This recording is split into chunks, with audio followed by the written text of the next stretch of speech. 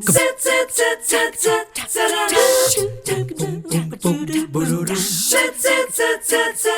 morning and happy Monday. Always nice to begin the work week with you here on 3 Plus You. For anyone watching this morning who either themselves or perhaps someone they know suffers with tinnitus, you know how very frustrating it can be. But the truth is there are some things that you can do not only to educate yourself, but to kind of alleviate some of those symptoms. So we're very happy this morning to have Dr. Tiffany Ahlberg on the show. She, of course, is with Ahlberg Audiology. Good to see you. Good to see you too. I think it might be one of the more maddening things to consider having because it doesn't go away, right? Well, it doesn't. So tinnitus is not fixable, but it's treatable, and so that is key for a lot of people, just to know that there is treatments available.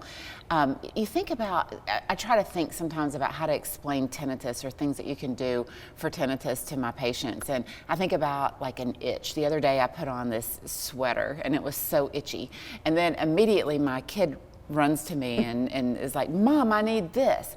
And I completely forgot about the itchy sweater for a minute. Because you were redirected. Yes, and it takes that a lot of times with tinnitus, and there's so many different things that you can do. I mean, basically tinnitus most of the time is the absence of sound. So we have a sound void where our brain used to perceive information, and now we have a void there, and the brain is trying so hard to find that sound and to find that connection of sound. And so it almost turns up that frequency in the brain and it makes up a sound. So sometimes, I mean, I've had this experience, I think it's somewhat common when you're in a very quiet room, you can almost hear a hum. Yeah. That's what it is. That's tinnitus. And it's just varying degrees for different people.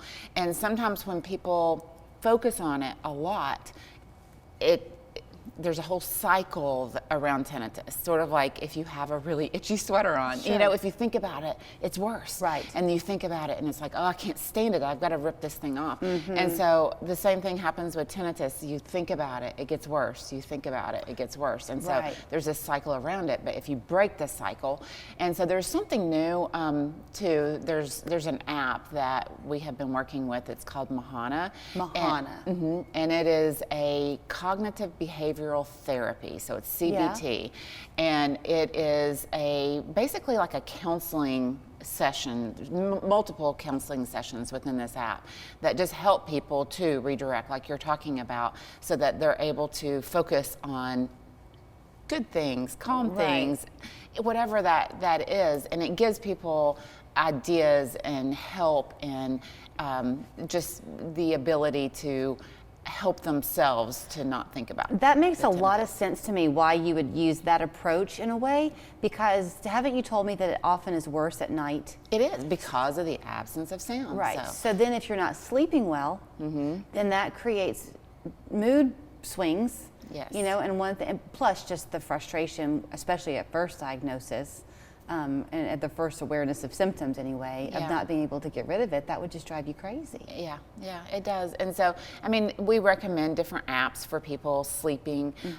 So there are sound therapies available too. So the cognitive behavioral therapy is like 10-minute sessions that people do every day. Does it change with time? If somebody has tinnitus now, will it look the same in 5 years? Usually.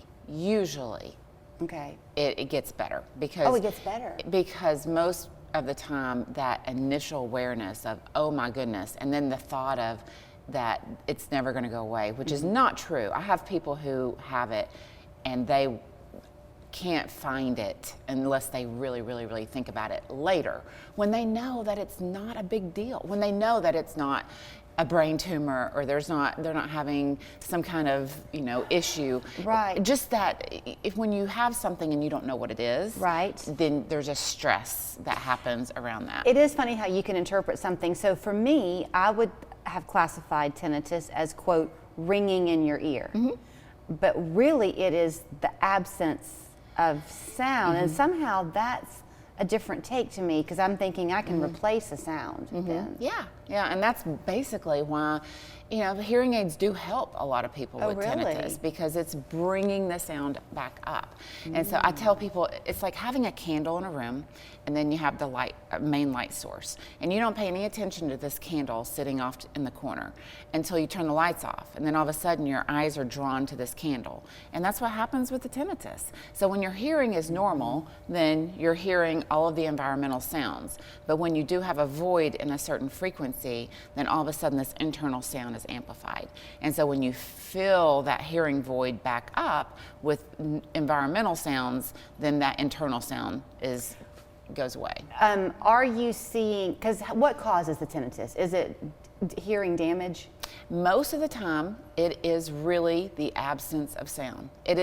There is an absence of your brain getting information from these frequencies, and your brain is filling that frequency with an internal sound. And we don't know what causes that absence to occur? Yeah, a hearing loss. And so you have a hearing loss, and so now your brain is used to getting, let's say it's 3,000 hertz, your brain is used to getting these sounds, and so it's turning up a sound, an internal sound that it's making up, and it's making that louder to give your brain that information. Okay, so some hearing loss is kind of just congenital, right? Or just through time it happens. Other hearing loss, tell me if I'm wrong, is the result of damage to your hearing, like concerts, cutting the grass, whatever. Is one of those things more likely to create the tinnitus? Well, and so you do. When I say tinnitus is the absence of sound, but it's also our human reaction to that. So some people are, you know, they can say, oh yeah, there's like this noise in my ear, but I don't pay any attention to it.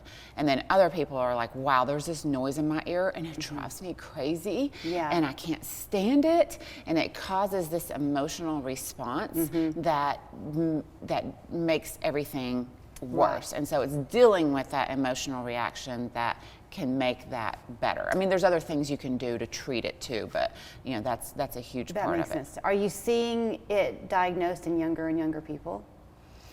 I mean, we see young people with it, but it's usually when they have hearing loss. So we're seeing hearing loss in younger and younger people. Okay, so if you have it, just get this app, Mahana. That's what you recommend? I mean, I would say that is for people that need that particular therapy. Not everybody needs that. It is something that we have available.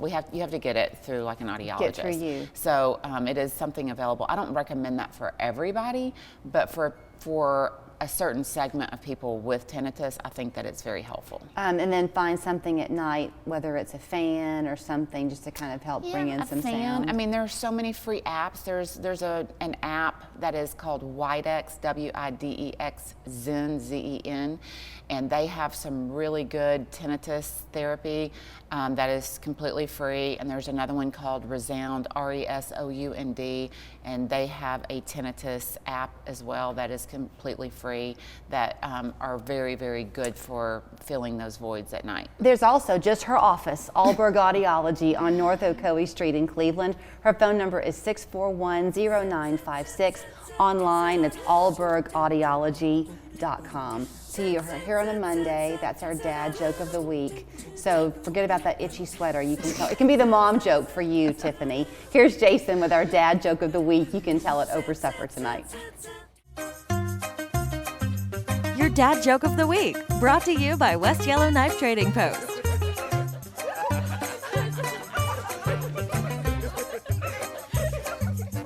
Welcome to this week's installment of the Dad Joke of the Week. I tried something new the other day. I went to a club, it was a vegetarian club. This girl came up to me and said she thought she knew me, but I'd never seen her before. What happens when chemists die? They bury them. Thank you. Jason, come on, that was bad, really bad. Anyway, for something good though, come to West Yellowknife in Dalton. You better get it when you see it at the knife.